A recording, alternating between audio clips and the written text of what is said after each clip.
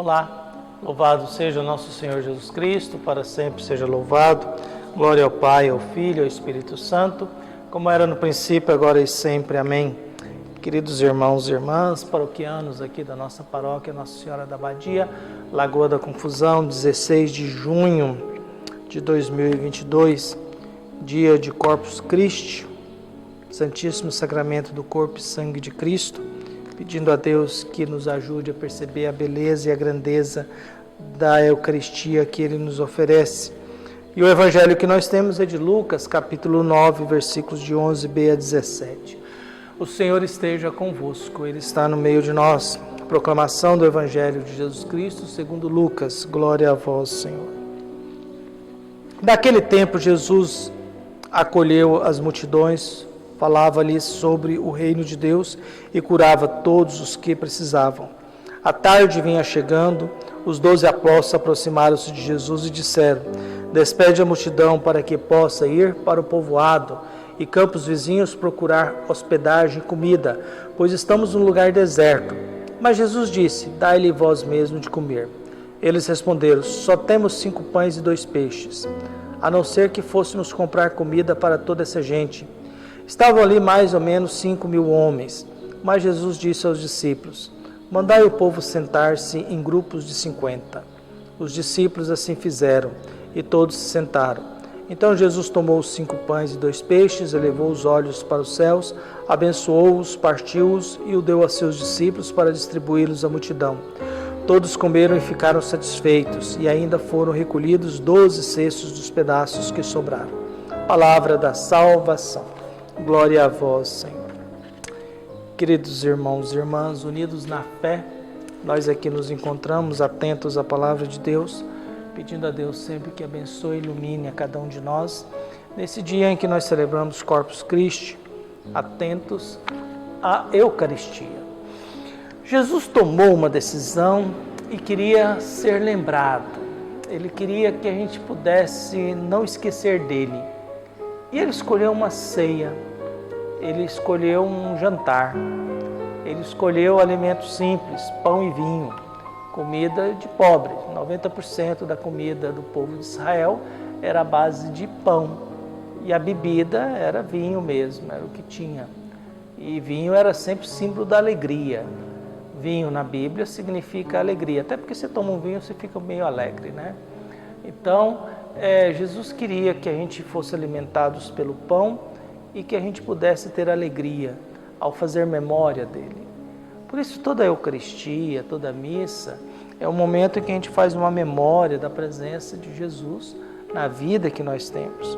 É um momento em que a gente faz uma memória de uma ceia, de um jantar, de um momento em que a gente senta com Jesus e Jesus se torna nosso alimento porque Ele deseja nos nutrir. E o Evangelho que a igreja nos coloca hoje é essa da partilha do pão.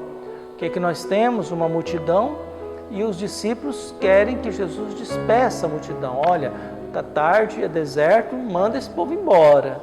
E Jesus, não, resolva o problema deles. Por que eu tenho que mandá-los embora? Por que vocês não resolvem o problema deles? Mas nós só temos 5 pães e 2 peixes. Tá bom, vamos nos organizar. Faça grupos de 50. Os discípulos fizeram grupos de 50. Jesus pega o que tem e apresenta a Deus. Agradece a Deus pelo alimento, pela comida que nós temos. Agradece a Deus por aquilo que nos sustenta. A Eucaristia tem a missão de nos sustentar a nossa consciência da fé que nós possuímos e da presença de Deus que nos alimenta. A Eucaristia é algo que vai para o estômago e a fé passa pelo estômago. A palavra de Deus vai entrando pelos ouvidos, chega no estômago, o estômago vai alimentando o nosso coração e a nossa consciência.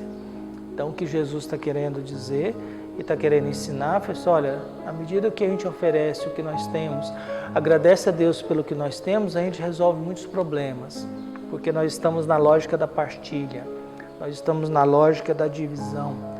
Nós estamos na lógica não de eliminar as pessoas para ficar livre de um problema, mas de oferecer o que eu tenho para que este problema que existe diante dessa multidão que está com fome seja solucionado.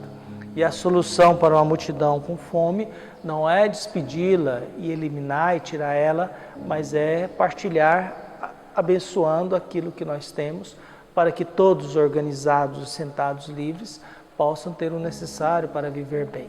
Nós vivemos num mundo muito desigual, né?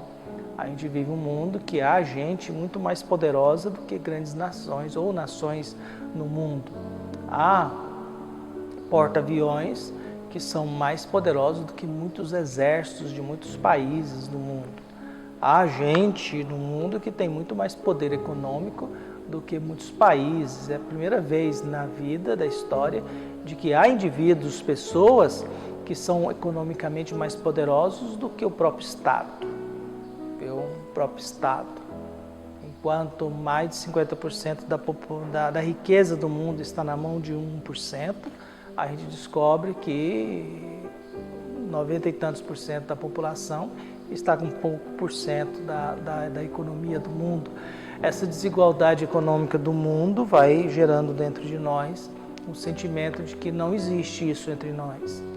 Nós preferimos eliminar a multidão, preferimos eliminar aqueles que não dão lucro. Por isso a política, às vezes, de eliminar pobres, eliminar índios, eliminar tribos, eliminar certas nações pobres, em função da riqueza, de que a vida e o mundo em que temos vidas desperdiçadas, vidas inúteis, porque elas não alimentam a cadeia de consumo. A nossa postura, às vezes, é eliminar esse tipo de gente, na esperança de que eles não têm valor nenhum, porque eles não alimentam a máquina do lucro, do poder econômico. Por isso, peçamos nesse dia em que Jesus se torna alimento para cada um de nós, que Ele alimente a nossa vida, nosso coração, nossa consciência, que ao fato de poder sentar na mesa com Jesus, tenhamos comunhão e não divisão, tenhamos alimento e não exploração e posse, tenhamos a capacidade de oferecer ao próximo aquilo que nós temos na esperança de que Deus abençoa, que nós temos e partilhamos. Há muito mais alegria em ajudar o próximo do que ser ajudado. Há muito mais alegria porque fazer o bem ao próximo nos faz bem. Ajudar o próximo nos faz bem. Ter atitudes de generosidade, de bondade, melhora a nossa saúde. Nos tira da depressão, da arrogância, do estresse. Faz com que a vida tenha um propósito. E o propósito, às vezes, é esse. Não é eu ter vida boa, eu uma vida com muita coisa, mas é se a minha vida faz com que alguém se sinta bem. Se a minha presença faz com que o outro se sinta bem. É a lógica do matrimônio. A gente casa não para ser feliz, mas a gente casa para fazer com que o outro seja feliz. A gente casa para que o outro viva bem, para que o outro seja feliz, não eu seja feliz. Então que Deus abençoe e ilumine a todos nós. Um abraço e até mais.